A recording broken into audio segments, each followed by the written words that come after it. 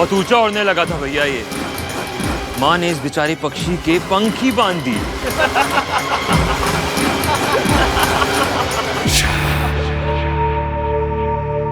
इसकी क्षमता को कम मत आंका लिया। ये चाहे तो बहुत कुछ कर सकता है, किंतु अपनी माता के प्रति प्रेम में विवश है। देख कैसे घुटनों के बल बैठा है।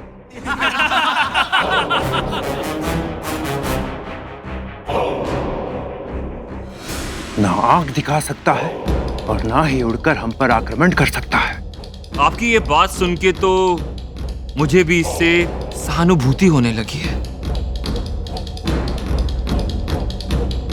शक्ति, सामर्थ्य, अभिमान, ये शब्द कितने खोखले हैं ना तेरे लिए। अनुभव हो रहा है ना। अक्तू, धूमल,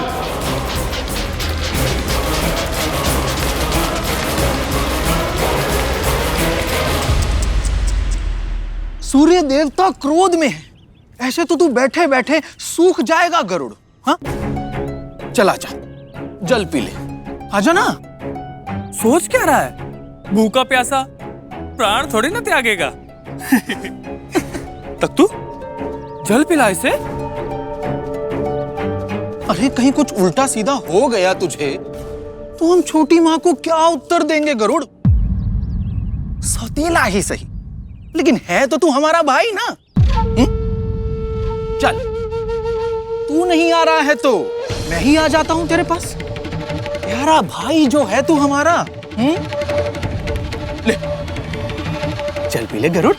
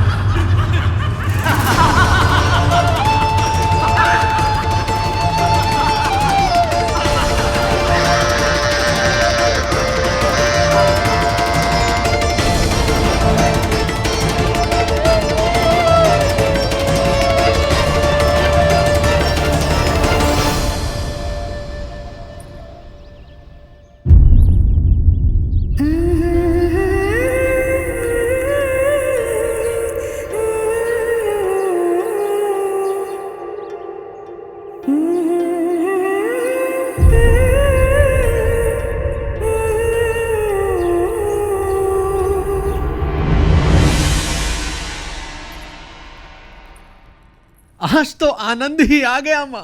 क्या पाठ पढ़ाया है आपने उस गरुड़ को।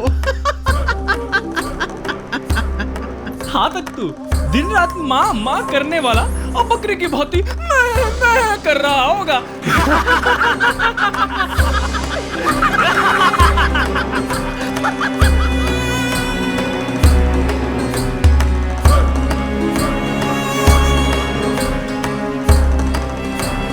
देख गरुड़, आज तेरी हट के कारण तेरी माँ इतनी विवश है कि तुझे अपने हाथों से भोजन भी नहीं करा सकती।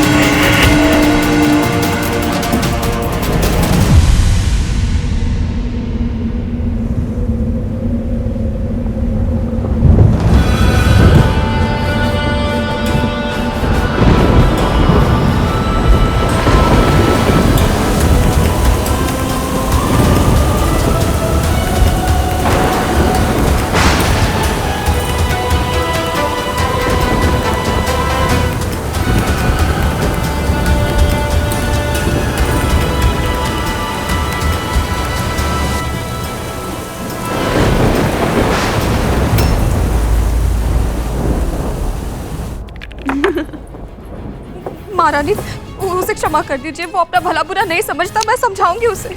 जा यहाँ से। कीड़ा में क्रंदन कर रही है, अब शगुनी कहीं की।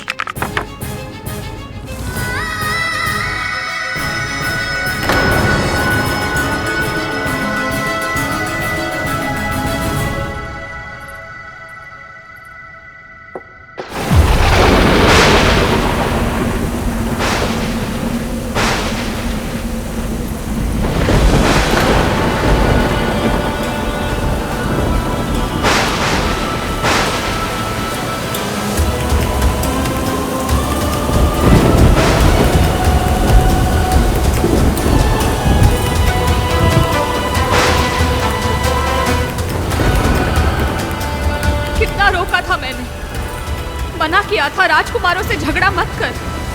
क्यों तूने मेरी आज्ञा नहीं मानी? चेष्टा की थी माँ, किंतु आप पर अत्याचार होते हुए देख स्वयं को रोक नहीं पाया। मैं उन्हें पाठ पढ़ाना चाहता था ताकि वो फिर कभी ऐसा दुस्साहस करने का प्रयत्न भी ना कर पाए। किंतु परिणाम क्या हुआ गरुड़? दंड तो तुझे ही मिला ना।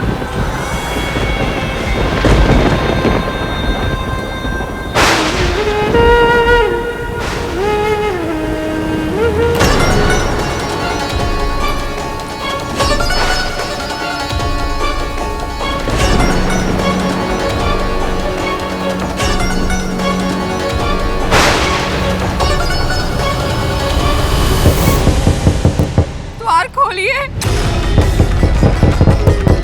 द्वार खोलिए महारानी। मेरे पुत्र को क्षमा कर दीजिए महारानी। आप भले ही उसके भाग का दंड मुझे दे दीजिए, किंतु मेरे पुत्र को क्षमा कर दीजिए। यदि मेरे पुत्र को कुछ हो गया तो मैं जीवित नहीं रह पाऊंगी महारानी। द्वार खोल दीजिए दीदी, द्वार खोल दीजिए।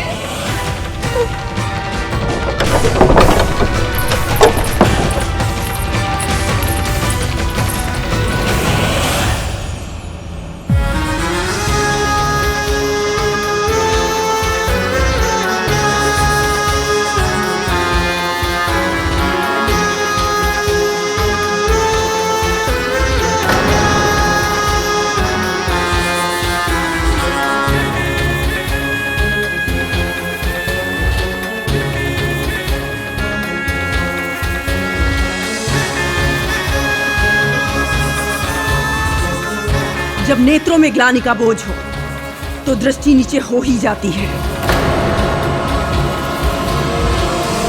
तुझे तेरे अपराध का अनुभव हो गया, इसलिए मैंने तुझे क्षमा कर दिया। तेरी मां मेरी दासी है गरुड़, और तू एक दासी पुत्र। जितना शीघ्र तू इस सत्य को स्वीकार कर लेगा, जीवन तेरे लिए उतना ही आसान होगा।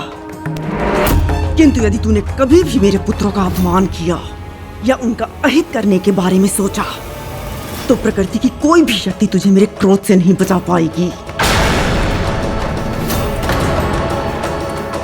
एक बात का और ध्यान रखना कि तेरे दासत्व की मर्यादा अगर तूने लांघी, तो तेरे और तेरी मां के लिए इस धरती को नर्क बना दूंगी मैं।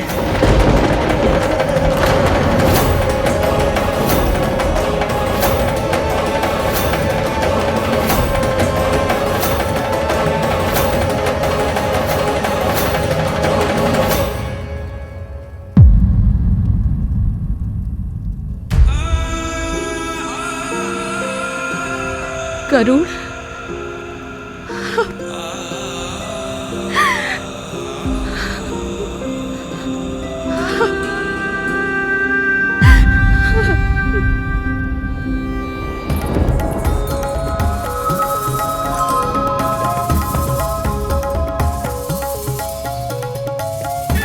इस बार तो तूने अपने पुत्र को औषधियों के लेप से ठीक कर लिया विंता, क्योंकि मैंने उसे केवल शारीरिक चोट पहुंचाई थी, पर उसके नेत्रों में तेरे दासत्व के लिए क्रोध, अपने आदेश के लिए अवज्ञा और अपने पुत्रों के लिए चुनौती देखी है मैंने।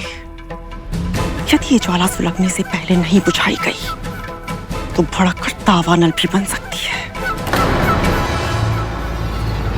जिस दिन ऐसा हुआ और तेरे पुत्र ने मेरे पुत्रों को हानि पहुंचाने की चेष्टा भी की, तो मैं प्रण करती हूँ विंता, उस दिन तेरे पुत्र के वार से पहले मेरा प्रहार होगा और होगा तेरे पुत्र का संहार।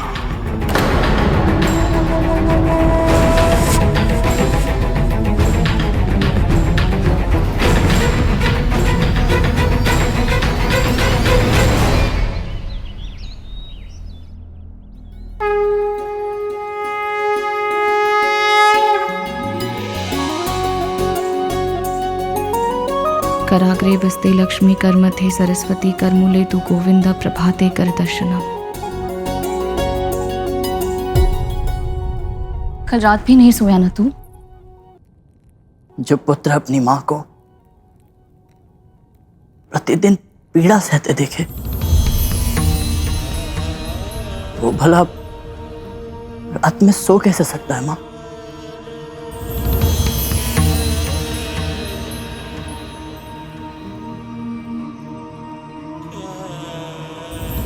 वो महारानी और आप सेविका।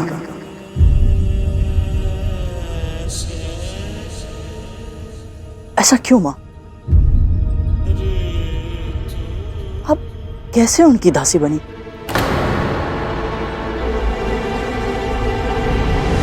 जीवन में कुछ भी अकारण नहीं होता गरुड़। सुख दुख, हानि लाभ, यश अपयश, हमारे साथ जो होता है हमारे अपने ही कर्मों का फल होता है। मैं नहीं मानता माँ। गंगा के समान निर्मल है आप।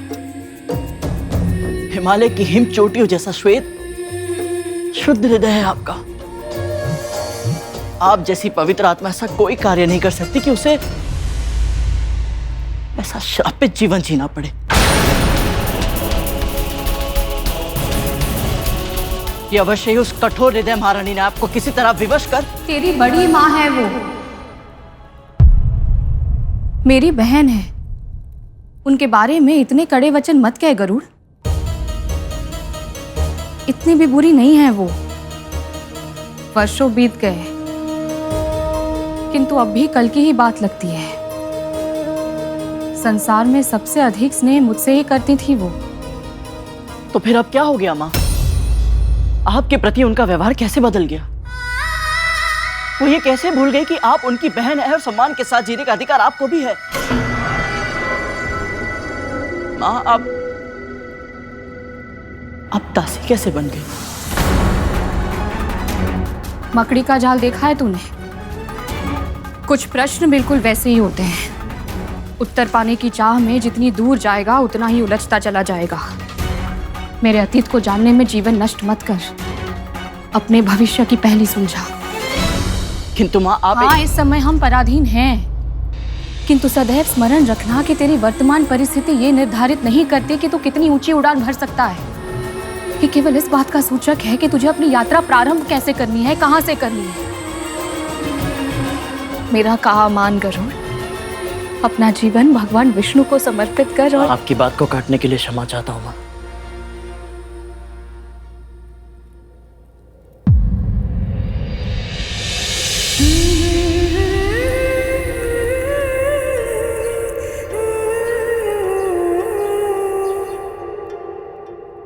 किंतु मैं अपना जीवन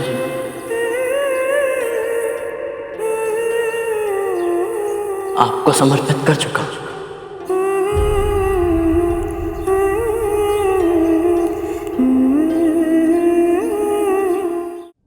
मां, जब तक मैं आपको ये दास्ता की बेड़ियों से मुक्त नहीं करा देता मुझे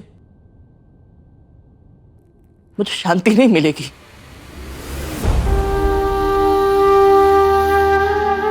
मां, जब जब ये आपको दासी कहकर संबोधित किया जाता है ना, मेरे कानों में पिघला शीशा घुल जाता है मां।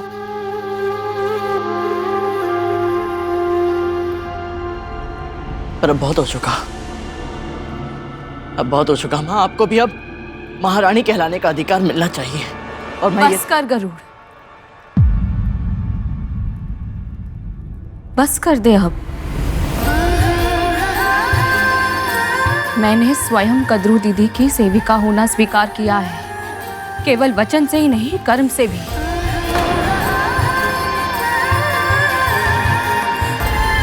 अब दासों का जीवन ही मेरी नियति है।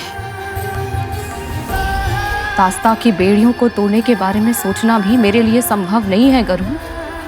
इसलिए अब तुझे भी अपनी हट छोड़नी होगी। यदि तू सच में मुझे सुखी देखना चाहता है तो मुझसे इस विषय में कभी बात मत करना।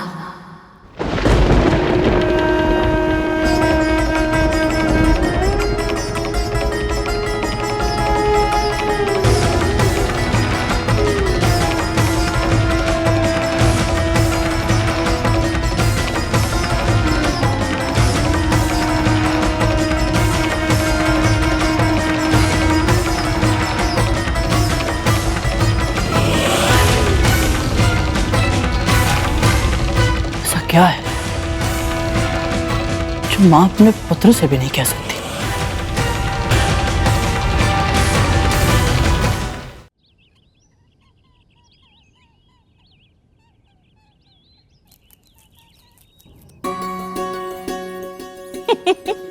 अरे अरे हाँ। अरे हाँ हाँ, ये लो ये लो।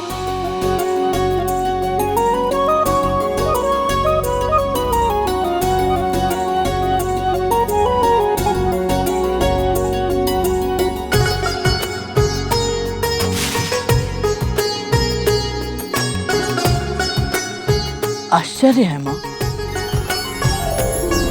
महारानी ने हमारे साथ जो कुछ भी किया उसके बाद भी आपका चित्त इतना प्रसन्न कैसे?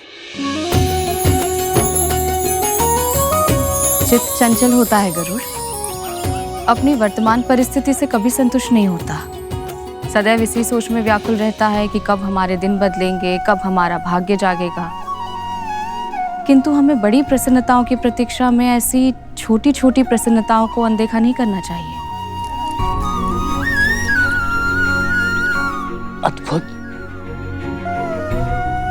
आप अद्भुत है माँ। तन को कितनी भी पीड़ा मिले ना आपका मन भटकता है ना मस्तिष्क विचलित होता है। माँ मुझे आप जैसा बनना है।